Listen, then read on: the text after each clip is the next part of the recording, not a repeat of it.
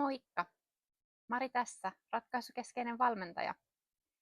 Tänään haluaisin vielä jutella sun kanssa lisää tunne-elämän asioista, niin kuin viimeksi juteltiin. Mä kerroin silloin viimeksi, että mulla oli ollut vaikea päivä ja että ihmiset usein tekee tulkintoja muiden tekemisistä ja sanomisista ja tekemättä jättämisistä ja sanomatta jättämisistä. Ja sitten niiden tulkintojen perusteella herää vaikeita tunteita. Ja mulle kävi just näin.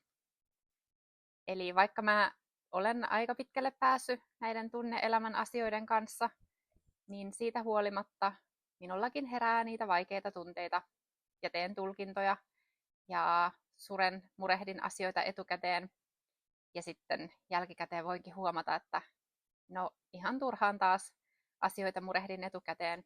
Mutta mahtavinta tässä on se kuitenkin, että näistä kokemuksista mä aina opin jotakin. Ja ne mun vaikeat tunteet liittyy työelämän asioihin ja olin tosiaan vähän kokenut semmoista, että toinen hyökkää minua kohtaan, mutta jälkikäteen sitten kun juteltiin asiasta, niin hän todellakin pahoitteli kovasti, jos oli minulla tällainen kokemus ollut, että hän ei ollut todellakaan mitään sellaista halunnut minulle ja oli useampaankin kertaa sitten vielä mainitsi, että oli kovin pahoillaan siitä kokemuksesta. Mutta tässä näkee sen, että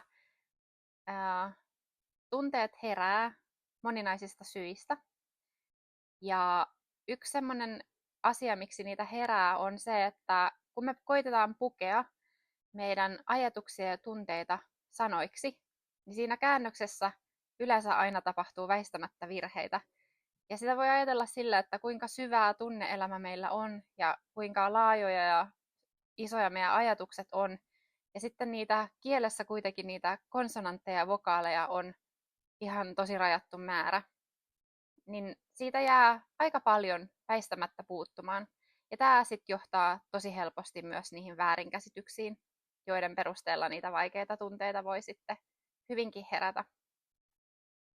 Ja yksi asia, mitä mä en sanonut siinä viime videolla, mutta mä haluan nyt erityisesti täsmentää sitä, on, että vastuu ja vapaus kulkee käsi kädessä. Eli vastuu ja vapaus kulkee käsi kädessä. Ja kaikilla on vastuuta. Ja sen vastuun myötä voi tulla sitten sitä vapautta. Ja se tarkoittaa sitä, että me kaikki ollaan vastuussa omasta käytöksestä. Sitä ei voi vähätellä.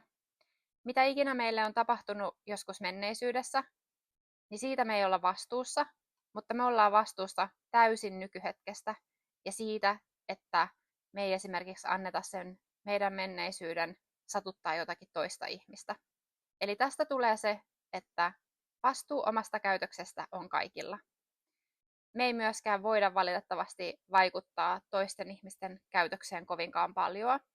Ja sen takia se oma fokus pitäisi olla siinä omassa käytöksessä ja omassa vastuussa siitä, mitä sä teet sun omassa elämässä.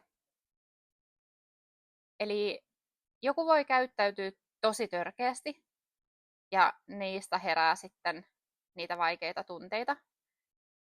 Kun muistat, että se toinen ihminen on vastuussa omasta käytöksestään ja todennäköisesti sen toisen ihmisen käytös ei loppujen lopuksi liity sinuun yhtään mitenkään, niin jo tällä ajatuksella sä saat itsellesi vapautta.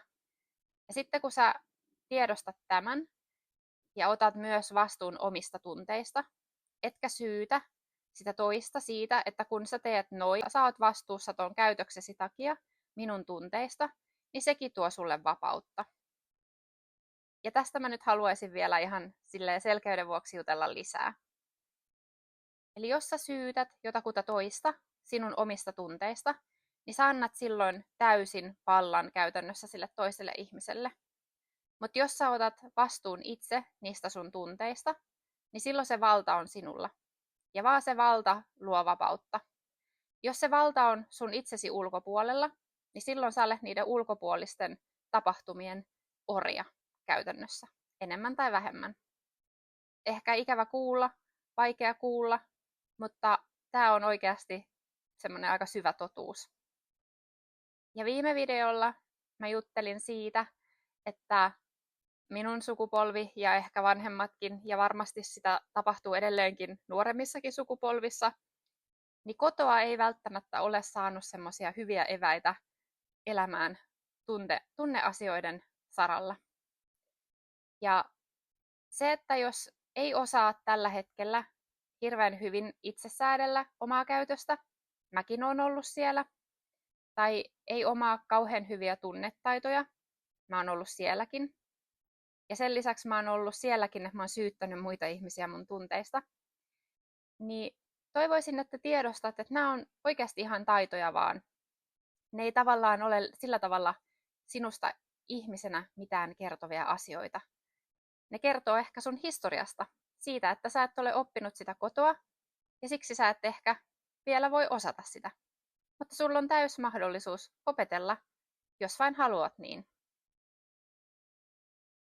Se on vähän kuin sä opettelisit vaikka espanjan kieltä, niin jos et saa sitä kotoa äidinmaidosta saanut sitä espanjan kieltä, niin sä joudut alkaa opettelemaan sitä sitten ikään kuin alkeista. Ja samalla lailla näissä itsesäätelyn ja tunnetaitojen kanssa on, että ne on tosiaan ihan vaan taitoja, joita voi halutessaan opetella. Ja suosittelen lämpimästi, koska niiden myötä oma elämä muuttuu tosi paljon tasapainoisemmaksi ja vapaammaksi. Sä et ole silloin enää ulkoisen maailman vietävissä.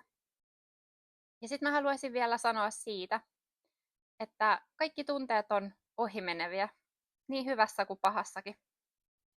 Ilo on ohimenevä tunne, mutta kaikki ne vaikeatkin tunteet on ohimeneviä. Ja parasta oikeastaan, mitä tunteiden kanssa voi tehdä, on pysähtyä, havainnoida, miten ne tunteet ilmenee omassa mielessä ja kehossa, ja koittaa sitten rauhoittua etenkin niiden vaikeiden tunteiden kanssa ja hyväksyä, että tällainen tunne nyt tällä hetkellä jyllää. Sekin on tosi tärkeä taito, antaa niiden tunteiden tulla, olla ja sitten mennä, eikä heittäytyä niiden vietämäksi ihan miten tahansa. Ne kaikki tunteet menee ohi, ja sen kun muistaisi etenkin niiden vaikeiden tunteiden keskellä, niin on jo aika pitkällä.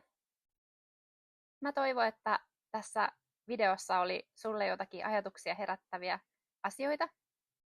Ja mielelläni kuulisin, jos sulla heräsi jotain ajatuksia, niin laita kommenttia tai tykkää videosta tai mitä tahansa, mikä sulle nyt oikealle tuntuu. Ja tosiaan mä oon tehnyt näiden asioiden parissa omassa elämässä tosi paljon töitä, jotta mä oon pystynyt saavuttamaan itselleni tunnevapautta. Ja jos haluat, niin olen tosiaan täällä ja valmiina auttamaan suakin saavuttamaan tunnevapautta sun elämään.